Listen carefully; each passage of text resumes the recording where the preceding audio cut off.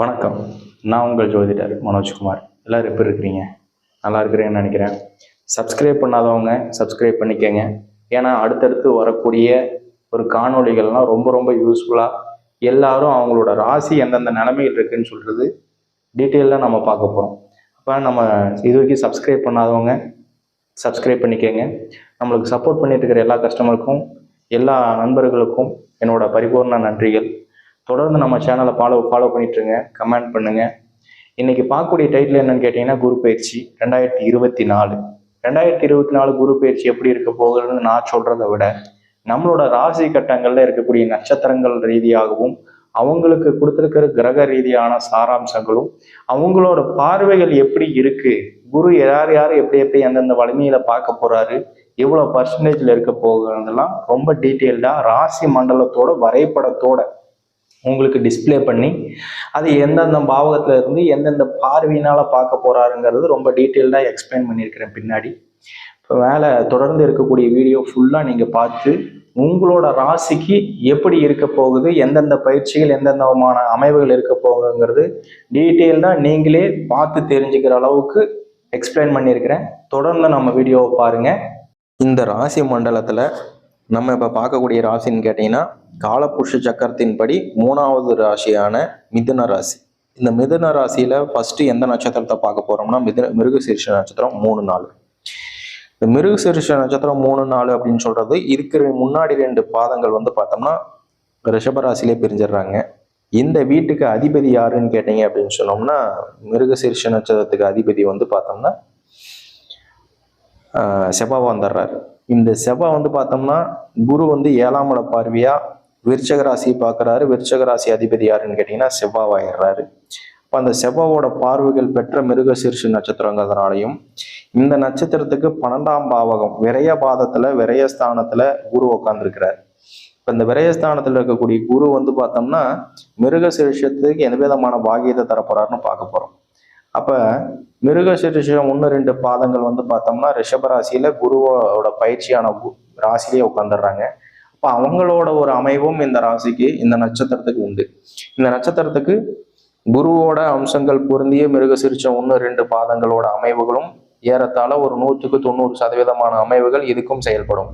அப்போ ஜென்ம ஸ்தானமான, அதாவது குரு உட்கார்ந்துருக்கிற ராசிக்கு ஜென்மஸ்தானமான 1ஆம் பாவகாதிபதியான அம்சங்களும் 12ஆம் பாவத்தில் இருக்கக்கூடிய விரய பாதத்தையும் கொடுக்கக்கூடிய ஒரு சனியா குருவா செயல்பட போறாரு. அப்போ நம்ம எந்த விதமான மாற்றங்கள் செய்ய போறோம் அப்படின்னு கேட்டீங்கன்னா, இன்னைக்கு விரயத்தில் இருக்கக்கூடிய குருவாகட்டும் சரி, நம்மளுக்கு இன்வெஸ்ட்மெண்ட் சார்ந்த விஷயங்களும் ஆகட்டும் சரி, 2 விதத்துலையும் மாற்றங்கள் உண்டு. அப்போ நம்ம செய்யக்கூடிய விஷயங்கள் பார்த்தோம்னா ஒரு குரு பயிற்சி ஆனதுக்கு அப்புறம் மே மாதம் 1ஆம் தேதிக்கு மேலே நம்ம ஒரு இன்வெஸ்ட்மெண்ட் சார்ந்த விஷயங்கள் செய்யறது நல்லது. அந்த இன்வெஸ்ட்மெண்ட்டும் பார்த்தோம்னா நிரந்தரமான சொத்துக்கள் மேலே இன்வெஸ்ட்மெண்ட் பண்ணுறதுங்கிறது தான் பாக்கியம்னு சொல்லுவேன். இப்போ அந்த மிருகசீரிஷ நட்சத்திரத்தில் இருக்கிறவங்களுக்கு பாக்கியம் ஏற்படும். ஒரு சொத்து பத்தியை சேர்க்கறதுக்கான வாய்ப்புகள் கொடுக்கும்.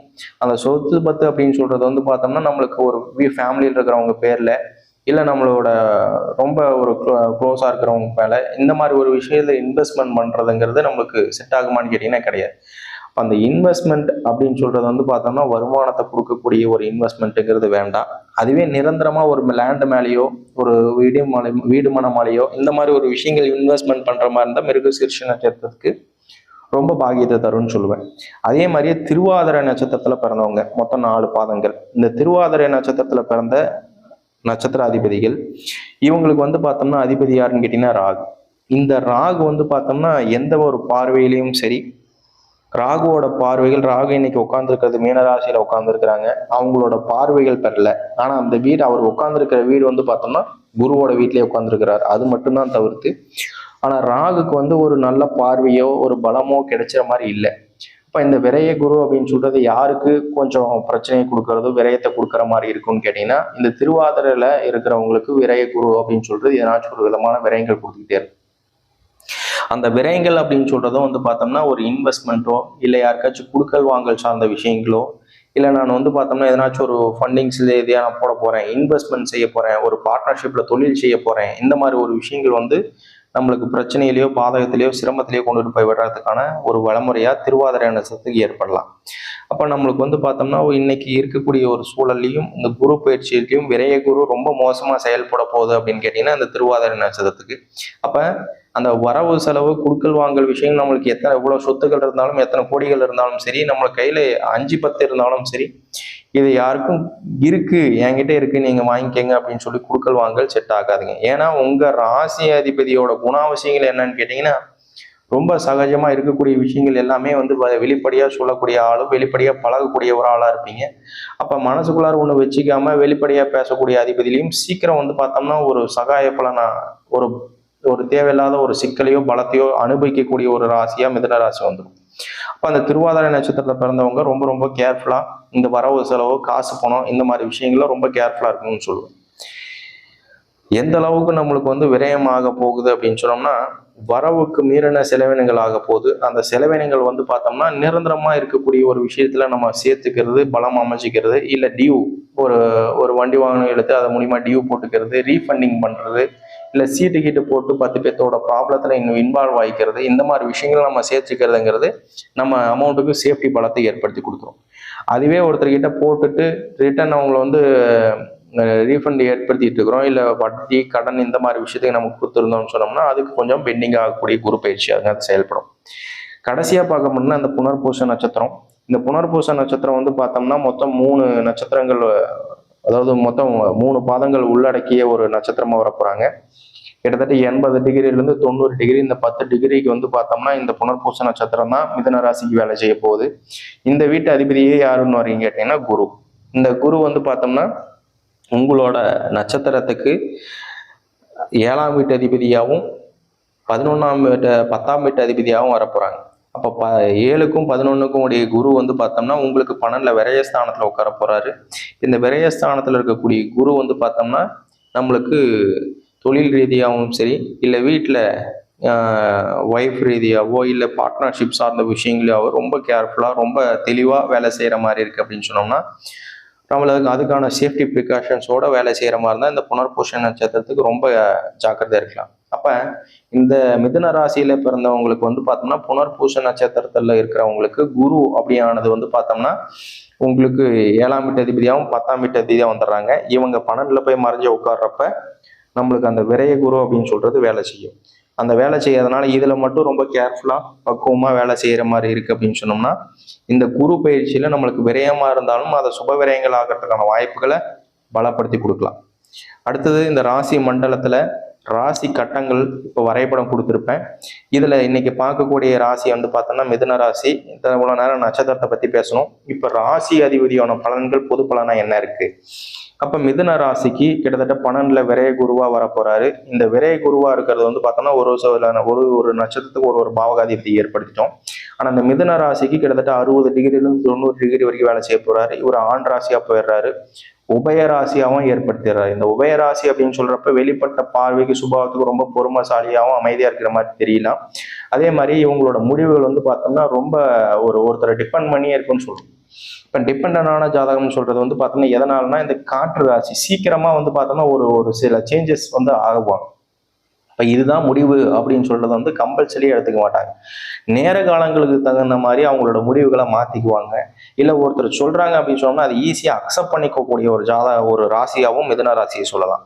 இப்போ அந்த ராசி அதிபதிக்கு வந்து பார்த்தோம்னா நம்ம உடல் உறுப்புல வந்து பார்த்தோம்னா எந்த விதமான உறுப்புகள் கொடுக்குறாங்கன்னு கேட்டீங்கன்னா மிதுன ராசிக்கு வந்து பார்த்தோம்னா மார்பகம்னு சொல்லுவாங்க. அந்த விதமான மார்பகம் வந்து பார்த்தோம்னா மிதுன ராசிக்கு அதிபதியா ஆக்குறாங்க.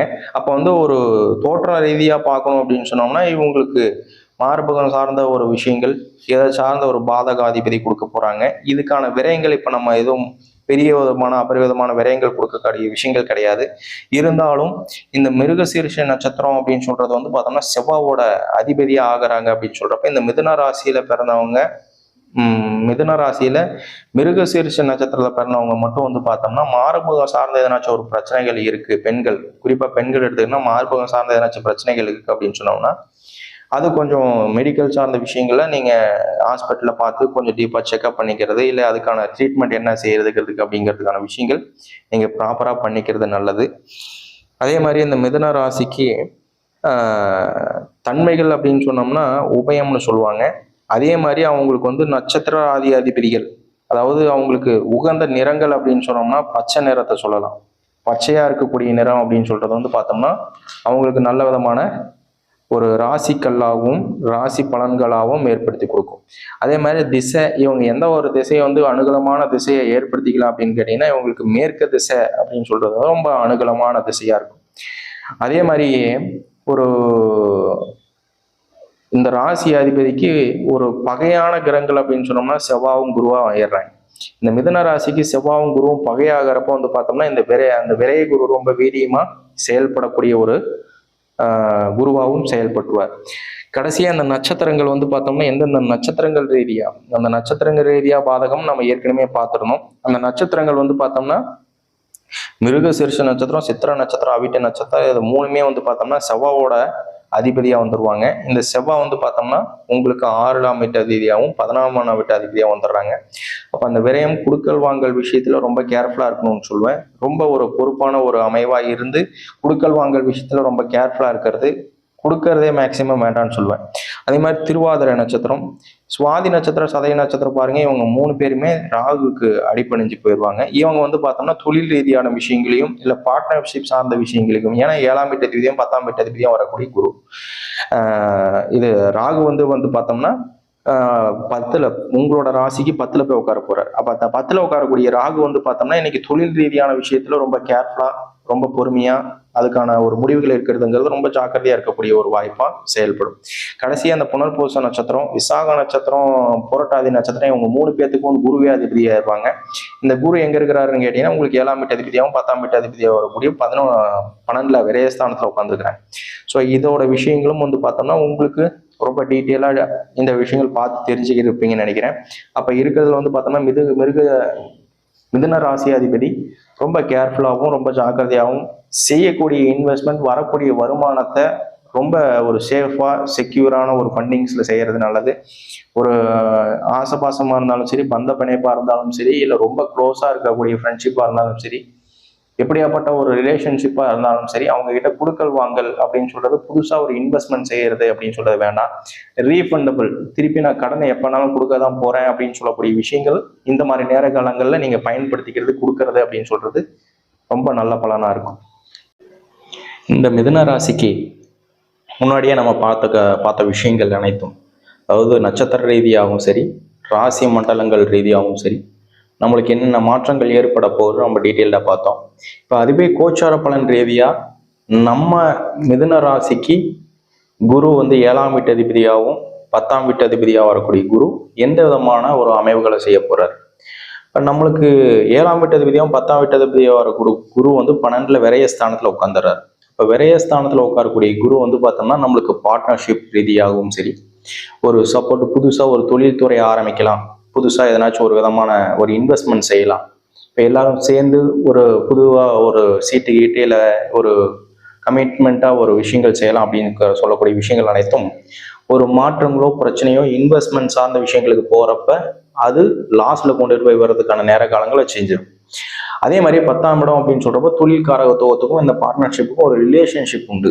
அப்போ அந்த ரிலேஷன்ஷிப் அப்படின்னு சொல்றது வந்து ஏற்கனவே நான் செய்து வச்சிருக்கிறத ரீஃபண்டபிள் பண்றேன், ரிட்டர்ன் பண்றேன், ரீஃபண்ட் பண்றேன் அப்படின்னு சொல்லக்கூடிய விஷயத்துக்கு இன்னைக்கு விரயத்தில் இருக்கக்கூடிய எல்லா விதத்துலையும் பாக்கியத்தை அமைச்சு கொடுக்கும். அது கேண்டிடேட்டா சொல்லலாம். அப்போ அந்த விரயமா இருக்கு, அந்த விரயமும் நம்ம எப்படி இன்வெஸ்ட்மெண்ட் செய்யறது, எந்த ரீதியில் இன்வெஸ்ட்மெண்ட் செய்யறதுங்கிற விஷயத்துல போனீங்க அப்படின்னு சொன்னோம்னா ரொம்ப ஒரு கிளீனான இந்த குரு பயிற்சி வந்து எல்லா விதத்துலையும் உங்களுக்கு சப்போர்ட் பண்ணி கொடுத்துரும். இன்னொன்று, ஒரு விஷயங்கள் எடுக்கிறப்ப வந்து பார்த்தோம்னா உங்களுக்கு எல்லா விதத்துலையும் ஒருத்தர் வந்து ஒரு பக்கபலமா இருந்தாங்க அப்படின்னு சொன்னோம்னா எந்த விஷயத்தினாலும் சாதிக்கக்கூடிய மிதுன ராசி. பட் அந்த மாதிரி ஒரு டிசிஷன் எடுக்கிறப்ப வந்து பார்த்தோம்னா ஒருத்தர் சப்போர்ட் பண்ணி இந்த நேரத்துல நம்மளுக்கு வராங்க, புதுசா எதனாச்சும் ஒன்று பண்ணலாம் அப்படின்னு சொல்றப்ப அதை நம்ம ஹெசிடேட் பண்றது ரொம்ப நல்லதுன்னு சொல்லுவோம். இப்போ அதுல இருந்து விலகி வரப்ப நம்மளுக்கு எல்லா விதத்திலையும் மாற்றங்கள் ஏற்படும், முன்னேற்றங்கள் கொடுக்கும். அப்ப அந்த இன்வெஸ்ட்மெண்ட் எதை சார்ந்து இருக்கணும் அப்படின்னு கேட்டீங்கன்னா நிரந்தரமா சொத்துக்கள் எதனாச்சும் இருக்கிற மாதிரி, இல்லை இருக்கிற வீடு எதனாச்சும் சொத்து பத்தி இது சார்ந்த ஒரு ஆல்ட்ரேஷன் பண்றது, நம்மளுக்கு தேவையான விஷயங்களை இந்த நேரத்துல நம்ம உறுதி பண்ணிக்கிறதுக்கான விஷயங்கள் தான் ரொம்ப முக்கியமான ஒரு பாக்கியமா இருக்கு. அதே மாதிரி திருமண ரீதியா, ஏன்னா 7ஆம் இடத்துக்கு காரகாதிபதினு சொல்லக்கூடிய குரு 12ல உட்கார்ந்துருக்கிறாங்க. அப்ப திருமண ரீதியா இல்ல மாங்கல்ய ரீதியா எதனாச்சும் ஒரு ரீதியான செலவினங்கள் கொடுக்கக்கூடிய நேர காலமும் இந்த குரு பயிற்சி செய்து கொடுக்கும். அப்போ ரொம்ப நாளா டிலே ஆயிட்டு இருந்துச்சு, ரொம்ப நாளா ப்ராப்ளமேட்டிக்கா இருந்துச்சு. எனக்கு ஒரு கல்யாணம் பண்ணலாம்னு நினைச்சேன், பட் அதுக்கான ஒரு விரயங்கள் கிடைக்கல அப்படின்னு சொல்றப்ப இன்னைக்கு அதை நம்ம கேட்கிற இடத்துல எல்லாமே சகாயமா அமைச்சு கொடுக்கும். அப்ப அதுக்கு சார்ந்த விரயங்கள் ஏற்படுத்துறேன், இன்னைக்கு ஒரு சுப விரயங்கள் செய்யற மாதிரி இருக்கு, சுபஸ்தானம் எல்லாமே ஏற்படுத்துற மாதிரி இருக்கு அப்படின்னு சொன்னோம்னா அதுக்கான ஒரு நேர காலங்கள் எல்லா விதத்திலையும் உங்களுக்கு அமைச்சு கொடுக்க சூழலா இன்னைக்கு இருக்கிற காலகட்டத்தை ரொம்ப தீர்ணயமா அமைச்சு கொடுக்கும். அதே மாதிரி உங்க மிதுன ராசிக்கு குரு பார்க்குற பார்வைகள் வந்து பார்த்தோம்னா உங்களுக்கு 4ஆம் வீட்டு அதிபதியா இருக்கக்கூடிய கன்னி ராசியை பார்க்க போறாரு. உங்களுக்கு 6ஆம் வீட்டு அதிபதியா இருக்கக்கூடிய விருச்சக ராசியை பார்க்க போறாரு. உங்களுக்கு 8ஆம் இடமா இருக்கக்கூடிய மகர ராசியும் பார்க்க போறாரு. இப்ப இந்த 3 இடத்தையும் வந்து பார்த்தோம்னா குரு பார்க்கிறப்ப உங்களுக்கு இந்த வீடு மனை சொத்து சுகம் வண்டி வாகனங்கள் இது சார்ந்த விஷயத்துல உங்களுக்கு ஆதாய பலன் உண்டு. இதை சார்ந்த நீங்க ஏதாச்சும் பிசினஸ் பண்ணிட்டு இருக்கிறீங்க, ஒரு லேண்ட் புரோக்கரா இருக்கிறீங்க, ஒரு வண்டி வாகனங்கள் சேல்ஸ் பண்ணிட்டு இருக்கிறீங்க அப்படின்னு சொல்றப்ப இதை சார்ந்த விஷயங்கள உங்களுக்கு எல்லா விதத்திலும் ஆதாய பலன் உண்டு. அதுவே இன்வெஸ்ட்மெண்ட் சார்ந்த விஷயங்கள் செய்யறேன், இதுல எதனாச்சும் போடலாமா, புதுசா பண்ணலாமா அப்படின்னு சொல்றப்ப இந்த குரு பயிற்சி ஓரளவுக்கு விரயத்தை ஏற்படுத்தும். அது நிர்ணயமான விஷயங்களா இருந்தா சரி. அப்போ வந்து பார்த்தோம்னா இந்த வண்டி வாகனங்கள் இன்வெஸ்ட்மெண்ட் இந்த மாதிரி விஷயங்கள்லாம் 4ஆம் இடத்த அதிபதியில போறீங்க அப்படின்னு சொன்னோம்னா அது உங்களுக்கு பலன் அமையாது, மாத்தி விடுறது. அப்போ ஒரு புரோக்கரிங் பண்ணிட்டு இருக்கிறீங்க அப்படின்னு சொல்றப்ப அது டைரக்டா இன்வெஸ்ட்மெண்ட் போட்டு அது லாபத்தை வரப்ப ப்ராஃபிட் வரப்ப நம்ம சேல் பண்ணிடலாம் அப்படிங்கிறதுக்கான விஷயங்கள் இந்த குரு பலன் உங்களுக்கு பலன் கிடையாது. அதுவே ஒரு புரோக்கரேஜ் கமிஷன்ஸுக்காக ஒரு இடத்துல இருந்து ஒரு இடத்துல மாத்தி வர்றேன் அப்படின்னு சொல்றப்ப அந்த விதமான கமிஷன் பேஸ்டான ஒரு ஜாப் அப்படின்னு சொல்றப்ப உங்களுக்கு ஃபுல் செக்யூரா அமைச்சு கொடுக்கறதுக்கான வாய்ப்புகள் நல்ல பலமா இருக்குங்க மிதுன ராசி. அதே மாதிரி 6ஆம் இடத்தையும் குரு பார்க்க கோடி நன்மைன்னு சொல்லுவாங்க. ஏன்னா ஒரு சொத்து பத்து விரயங்களான விஷயங்களாகட்டும் சரி, இல்லை மருத்துவ ரீதியான செலவினங்களாகட்டும் விஷயம் சரி, ஒரு உடல் ரீதியான பாதிப்பு இருக்கு, இதுக்கு எதனாச்சும் ஒரு பலன் கொடுக்கலாமா, எந்த நேரத்தில் நம்ம செலவினங்கள் கம்மியாகும், அந்த செலவினங்கள் பண்ணாலும் இது இந்த உடல் ரீதியான பாதிப்பு ஒரு குறைவு அடைஞ்சிருமா அப்படின்னு சொல்றக்கூடிய விஷயங்களும் இந்த நேர காலங்களில் உங்களுக்கு முழு சப்போர்ட் அமைச்சு கொடுக்கக்கூடிய வலிமையா செயல்படுங்க. ஆக இந்த மிதுன ராசிக்கு மொத்தத்துல நம்ம இருக்கக்கூடிய ஒரு விஷயங்கள் இன்வெஸ்ட்மெண்ட் எதை நோக்கி பண்ணணும், எப்படி பண்ணணும் இப்படிங்கிற ஸ்பிளிட் பண்ணி மட்டும் நீங்க பார்த்துட்டீங்க அப்படின்னு சொன்னோம்னா இந்த குரு பயிற்சி பணம்ல விரயஸ்தானமான குருவா இருந்தாலும் சரி உங்களுக்கு கோடி நன்மையை கொடுக்கறதுக்கான அமைவுகள் உண்டு, அந்தஸ்துக்கான வழிபாடுகள் செய்யறதுக்கான ஒரு பாக்கியம் உண்டு. ஏன்னா இன்வெஸ்ட்மெண்ட் எதை சார்ந்து பண்றீங்க அப்படின்னு சொல்றது மட்டும் ஸ்பிளிட் பண்ணி பார்த்துட்டீங்க அப்படின்னு சொன்னோம்னா நிச்சயமா இந்த குரு பலனும் உங்களுக்கு பலன் இருக்கும். இந்த ஒரு விஷயங்கள்ல உங்களுக்கு தேவைப்பட்ட விஷயங்கள் ஏதாச்சும் மிஸ் ஆயிருந்துச்சுனாவோ இல்லை ஏதாச்சும் இன்னும் மேற்கொண்டு இந்த குரு பலன் ரீதியாக உங்களுக்கு எதனாச்சும் சொல்லணும்னு ஆசைப்பட்டீங்களாலும் கீழே இருக்கிற கமெண்ட்ஸ் பாக்ஸ்ல நம்மளுக்கு கமெண்ட் பண்ணுங்க. தொடர்ந்து உங்களோட சப்போர்ட் நம்மளுக்கு கொடுத்துட்டு இருங்க. நன்றி, வணக்கம்.